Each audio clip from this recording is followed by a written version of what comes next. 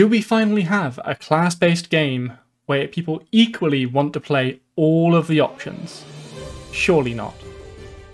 This chart is not a lie. You were not debated here. This was a legitimate poll ran on the Bazaar subreddit to discover which of the 6 classes people most want to play, and damn, it is close. I saw this poll about a day late. It was released when I was heading to bed, I think, so in checking the subreddit the next day I find a poll. Who do I want to play? Well, my obvious answer is Jules. Anyone that follows the channel closely enough will know that I love the theme of this class, despite hating cooking in real life. The four-armed self-starting goddess is clearly my choice. But somehow she is behind. Mac had stormed into the lead at the time, with Pygmalion a close second. This is something we can't allow, so the post gets taken to the Bazaar Discord and to my Discord too, and more people begin to vote. My vote was only the beginning for Jules, and by the close of the day she was a solid contender for first. The battle was all but won. The poll ran its due course, and I let it slip out of the back of my mind to focus on other videos on the channel, but curious, I checked the results when Lysak, the original poster, dropped a link to them in the Discord channel. And I was shocked, to say the least. My initial shock was that our glorious four-armed leader hadn't won. Oh well. She had been pipped to the post by a shiny little ball who we currently know nothing about, but more on that in a second. Because then I really started to look at the results. 2nd, 3rd, 4th and 5th were separated by 3 total votes. 4th and 5th were joint, they had the exact same. But what does this actually mean? Sure, there are quite a few votes, especially considering the size of that subreddit, but if the game is pre-launch, no one's had a chance to learn who they really like, and surely, in this state where all classes are equally unknown, this makes sense. But that's where you'd be wrong.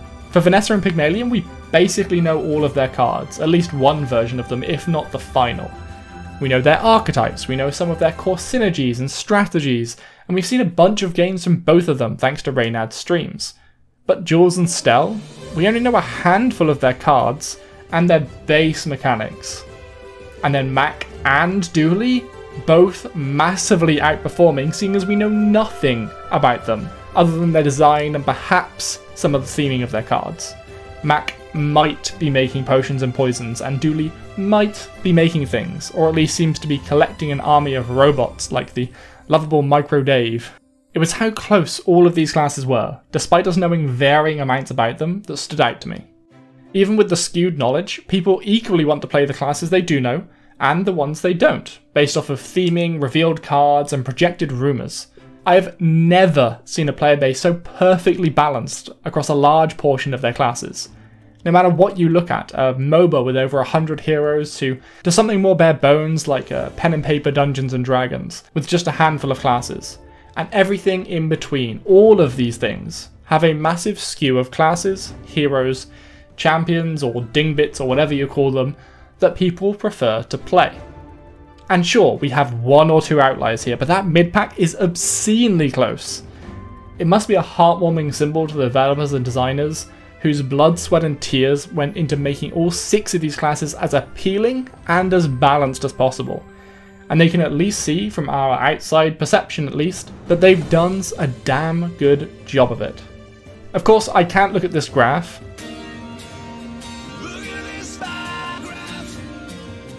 and not talk about our glorious winner.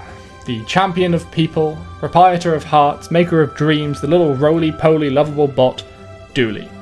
With close to the combined scores of 5th and 6th together, Dooley is without a doubt the most popular class so far. And to date this video, this is long before we've seen the effect of a single Dooley card. So that's a lot of faith in the theme. Dooley will undoubtedly be the mascot for the Bazaar though. To us long haulers, we might think it is Pygmalion or Vanessa, the classes we've seen and heard the most about for the longest amount of time. But that doesn't mean they're what people will associate with the game when they see it all packaged up in a neat little bow with 6 playable classes on launch. The people have spoken. They will see a small round robot. And that is perfectly fine to me. A mascot is a great thing to have. When I first saw Overwatch as an example, I just knew I would be a Tracer main. I'm British, I'm annoying, and at the time I was much younger, so the reaction times to play a zippity-zappity hero were right there. And then I realised slamming people with a giant hammer was more my playstyle. And regardless of theme, I played a lot of Reinhardt, and virtually no Tracer. I largely expect the same thing to happen with the Bazaar. Even to me, I'd wager that while Jules will most likely be my first unlock, and is my favourite class right now, even knowing her joy mechanic that I cannot wait to play with, she won't be my most played class, I would wager. It is unlikely. There are going to be 6 at launch with more coming. I will find a playstyle that I like and go with it, and it's unlikely to be hers. Even more so than games like Overwatch, you'll find yourself gravitating to a playstyle you like rather than a hero you like in the Bazaar. Because in most other games, you can just learn that one playstyle and effectively get good. I eventually forced myself to learn Tracer. She is my second most played Overwatch hero. But that is unlikely to be the case in the Bazaar, because you can't just force a playstyle here. You have to learn to pivot. You need to be able to play with all of the options in front of you. So for me, the hands of fate will guide me towards my true favourite character. There is one thing I can almost say for certain though. Stell will have the lowest number of mains in the Bazaar after launch, just as she does now. She lost this poll quite considerably with a decent amount of information revealed about her. That isn't enough to condemn her just on its own, but we can start to see why this was the case, and why it will continue to be after launch. Stell, quite frankly, looks hard. You have to balance your altitude stat perfectly while collecting the right cards to be in with a chance. Every time we've seen her battle so far, she has lost, and while I'm sure she can win, and I'm sure she's kind of technically balanced, she certainly won't be easy. It is the same with virtually any game that has a high skill floor character, meaning a character that is difficult to get even the smallest victories out of. They are hard to learn as well as master. There will be a very dedicated high skill group of players that learn Stell and perform really well on her, but the general player base, especially the poor buggers playing on mobile trying to do maths for different levels of altitude while on the tube to work, will most likely avoid her like the plague. And unless my impression changes, if Deborah the Nexus, one of the encounters in the Bazaar who, as an option, can let you choose from more characters to fight at the end of the day, on release day, if she chooses Stell as one of my opponents, you can bet your bottom dollar that's who I'm choosing, unless my strategy demands otherwise.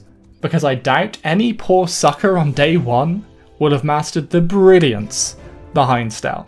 With the poll now closed, I'm afraid the only way that you can show your support for your particular class or hero of choice is in the comments below. Or, if we can skew your opinion slightly, maybe you should check out the new meta we created for Jules in this next video.